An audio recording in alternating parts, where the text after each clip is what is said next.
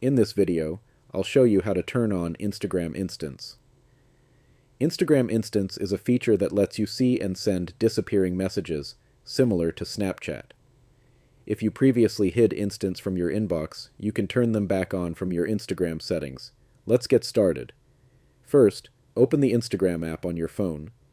Then go to your profile page by tapping your profile icon in the bottom right corner. Next, tap the menu icon in the top right corner.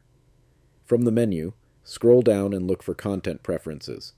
Tap on Content Preferences. Now, find the option called Hide Instants in the inbox. If this option is turned on, it means Instagram Instants are hidden from your inbox. To turn Instants back on, simply toggle Hide Instants in the inbox off. Once this setting is turned off, Instagram will start showing Instants in your inbox again. Now go back to your Instagram inbox and refresh the page. After refreshing, you should be able to see the Instants section again. And that's it. You have successfully turned on Instagram Instants. Thanks for watching. If this video helped you, please like the video and subscribe for more tutorials.